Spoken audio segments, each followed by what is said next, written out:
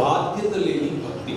ఒక్కసారి కనుక మనం వెనక్కి వెళ్తే మన హిస్టరీకి మనం వెళితే, మన హిస్టరీలో ఈ ప్రపంచాన్ని లేదా ఈ దేశాన్ని నిర్మించినటువంటి కొన్ని చట్టాలు, ఈ దేశాన్ని నిర్మించినటువంటి భావజాలం, ఈ దేశంలో ఎటువంటి పరిస్థితులు ఉండేవి, ఎటువంటి పరిస్థితులకు ఈ దేశం వచ్చింది అని కనుక మనం చూస్తే 1799 నుంచి మొదలు పెడితే, అంతకు ముందు కూడా బర్తలోమీ జీగన్బాల్డ్ గారు ఈ దేశానికి అడుగుపెట్టిన సమయం నుంచి కూడా తీసుకుంటే, ఈ దేశంలో జరిగినటువంటి చట్టాలు, ఈ దేశంలో తీసుకొచ్చినటువంటి రూపాంతరం చెందించేటటువంటి జీవన విధానం కేవలము మరియు కేవలము క్రైస్తవ జీవన విధానాన్నే ఇప్పుడు భారతీయ జీవన విధానంగా ప్రజలు చెప్పుకుంటున్నారు అని చెప్పడంలో ఏ మాత్రం డౌట్ లేదు. క్రైస్తవ జీవన విధానాన్నే ఈరోజు భారతీయతగా మనం చెప్పుకుంటున్నాం. ఉదాహరణకు 1773లో ఈక్వల్ జస్టిస్ టు ఆల్, అందరికీ సమన్యాయం అన్నటువంటి చట్టం చేసింది మనం. మీ రాజు, your king, that is the one that brought equality in this country. ఈ దేశంలో సమన్యాయం నీ రాజు తీసుకొచ్చాడు. మీ చేతులు పట్టుకుని తిరుగుతున్నటువంటి 66 పుస్తకాలు ఉన్నటువంటి బైబిల్ గ్రంథం, ఆ బైబిల్ గ్రంథంలో ఉన్నటువంటి వెలుగు ఈ దేశాన్ని ఎలా వెలుగుమయం చేసింది అని చెప్పడం కోసం ఈ కొన్ని ఉదాహరణలు మాత్రమే చెప్తున్నాను. 1795లో శూద్రులకు ఆస్తి హక్కును కల్పించాం. ఎవరు? యువర్ కింగ్, నీ రాజు ప్రవేశపెట్టినటువంటి చట్టం ఇది.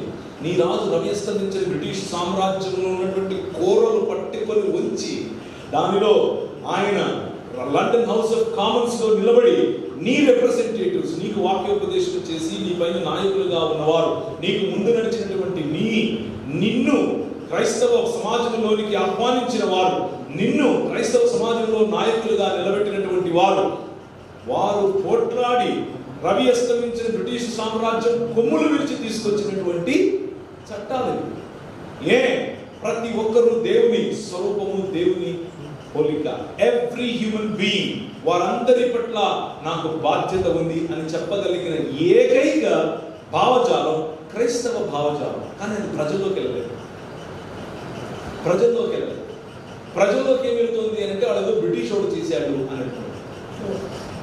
ప్రజల్లోకి ఏం వెళ్తుంది అంటే అదేదో భారతీయత అని వెళ్తుంది. భారతీయత అది కాదు. భారతీయతలో ఒకానొక సమయంలో ఈ ప్రాంతంలో చిన్న పిల్లలను 6 నుంచి 8 సంవత్సరాలు ఉన్న పిల్లలను ఈ కరీంనగర్ దాటిన తర్వాత ఈ ప్రాంతం నుంచి ముత్యాల, ఆ తర్వాత జనగామ, అటే వెళ్తే నిజామాబాద్ వైపు బోధన వరకు ఉన్నటువంటి ఈ ప్రాంతంలో పిల్లలను అమ్ముకునే వాళ్ళు, చిన్న పిల్లలను బలిగొట్టం కోసం అమ్ముకునేవాళ్ళు.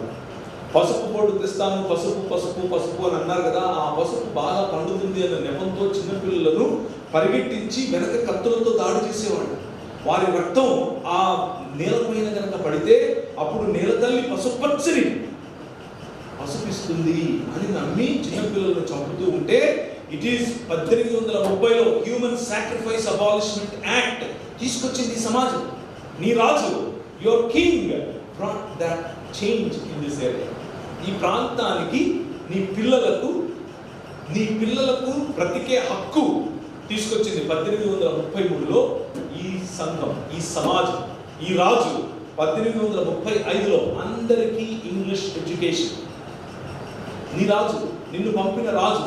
ఈరోజు మన పిల్లలు ఇండియా దాటి ఆస్ట్రేలియా, అమెరికా, లండన్, యూకే చెప్పుకుంటే ఎన్ని దేశాల్లో ఎక్కడ చూసినా భారతీయుల యొక్క పెట్టుబడులు, భారతీయుల యొక్క పనులు. ఎందుకు? ఎలా సాధ్యం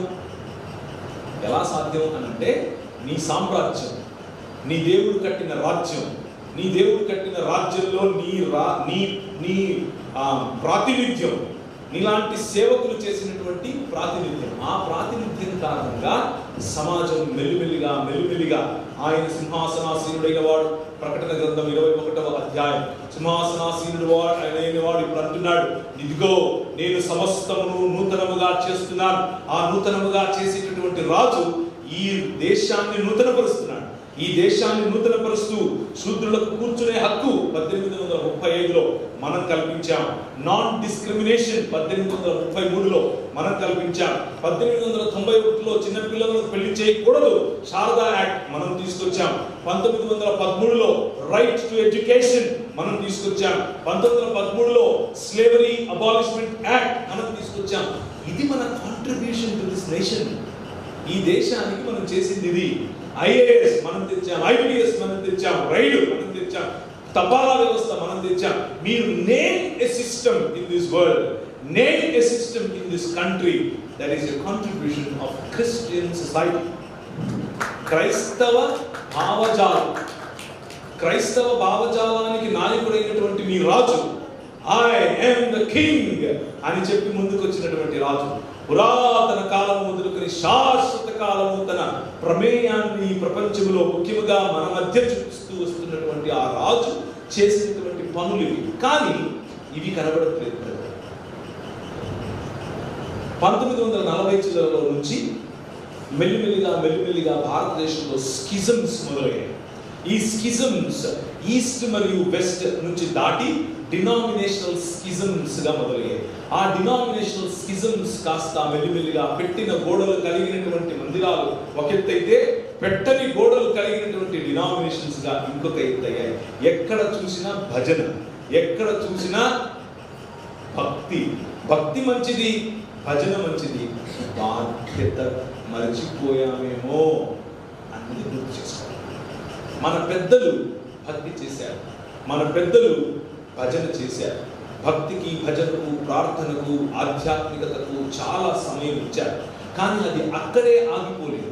ఆ భక్తి, ఆ భజన, ఆ ఆధ్యాత్మికత నూతన మానవ జీవన విధానం వైపుకు, ఒక్క నిజమైన మనుష్యత్వం వైపుకు